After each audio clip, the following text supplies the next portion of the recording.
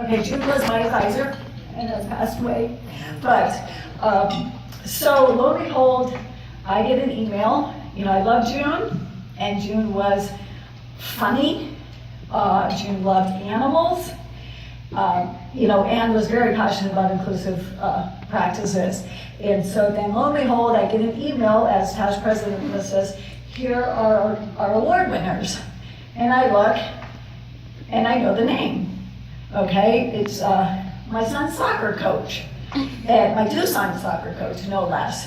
And so we're having a discussion. I'm like, well, I know Jeff, you know, and I'm like, and he's sarcastic, he's funny,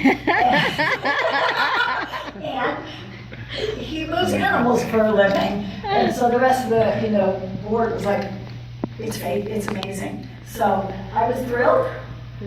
You know, I love Jeff. I knew some stories I could tell, but I thought, nah, we won't go there. I won't go there. So I'm going to introduce the family that's nominated him. Yeah.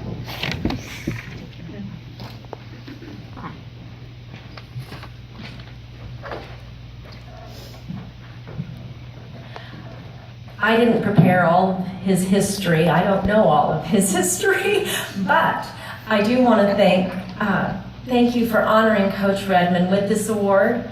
Andrea has 22Q and has never played softball or had the opportunity to participate in any sports. By making her the team manager, Coach opened up a whole new world. He treated her just like the other girls and worked her hard, running, push-ups, stretching, loading and unloading equipment, and running up the hill. She got to wear the team uniform to school, and she participated in every way. She just blossomed, and her confidence grew. The girls treated her with respect and included her at the games and practice. Andrea has 15 new friends to sit with at lunch and giggle about fashion and movies. These girls are scholar athletes that work hard at sports and school. They will turn into strong leaders. Not only was it great for Andrea, it was also a teaching opportunity for the girls. They got the opportunity to really get to know a child with special needs and realize they are more similar than different. I really want to encourage coaches to reach out to this community and to find a place on their team for kids with special needs. I want to encourage parents to reach out to the coaches, to work for them, and to find a way that maybe their child can participate.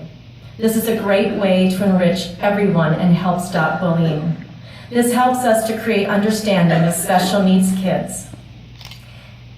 Coach, I know it wasn't always easy having an extra body on the field tugging on your sleeve, but I hope you realize what a huge impact you had on Andrea's life.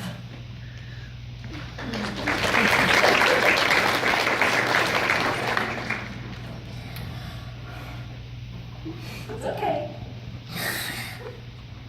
You're fine. Look at me. No, thank you for giving me the opportunity to be on the team. I learned a lot. Like to be an athlete, I have to keep my grades up. I learned it much harder than it looks to me at a sport. I learned I can do hard things, I just have to work hard. I also had a lot of fun. I hope more kids get the opportunity to be on the team. Thanks, Coach.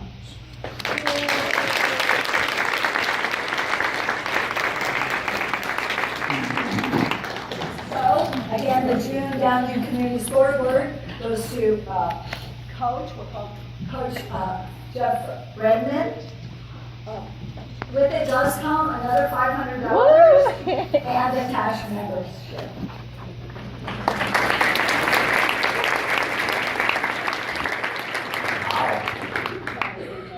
Yeah, for a guy who usually takes 15 minutes just to say hello, pretty speechless on this. Do want to say though that as with most awards, this is certainly a team award. I coach team sports pretty much all levels, and you as a coach try to find ways to include members of teams with disabilities, without disabilities, in their roles to make sure that everybody gets a piece of what it means to be a team. I mean, everybody here has been part of a team and knows the successes and the non-successes that a team goes to. For this, though, my team was easy. The administrators at Centennial Middle School, Michelle Henderson, Tim O'Donnell, and our athletic admin, Debbie Northrop, came to them with the idea, and not only did they approve, but they bought in entirely. There was no hesitation. My daughter, who actually helped me coach this year, she is a special needs teacher at Perry High School. She made it easy for me, giving me the insight, just be you, you'll be fine. The kids on my team, which once you get to be an adult and you forget these things, it is surprising at how easily they transition. I didn't have to give them one single speech. I didn't have to tell them how to act. Andrea's part of our team. Okay, coach, let's roll. Biggest part of this team, though, were Andrea's foster parents, George and Carol Ann, who, with pretty much one sentence, treat her like you would everyone else. Just made it so much easier. Andrea did more than I ever would have imagined at the first. Loading, unloading, give her the keys to my car. We need this, we need that. You don't have your driver's license, though. Yeah. But she did just so much more. And then when it came to doing team things and push-ups and running and things that physically she could do but had never been really pushed to do, she found that she could do them fairly easily after a while. You ran that hill, and we laugh about the hill, but it wasn't laughing when we were doing it. She ran that thing, and she knew every single blade of grass on it. Never complained a single peep. And grades, we came out, and the grades were a little bit of a challenge, but with the entire team behind her, and I did grade checks for her as well as the other kids on my team. Pretty soon she figured out, okay, this is what I need to do. So the inclusion went both ways. It was them including her, but it was also her including them as far as holding herself accountable for what she did. I can't thank Carol Ann enough for the nomination. I can't thank you all enough for doing what you do. And of course, I do have a special place in my heart for this one, whose oldest child was on one of my first middle school teams and still holds a special place in my heart. And there are stories that I can tell that she doesn't know as well. So yes, thank you very, very much.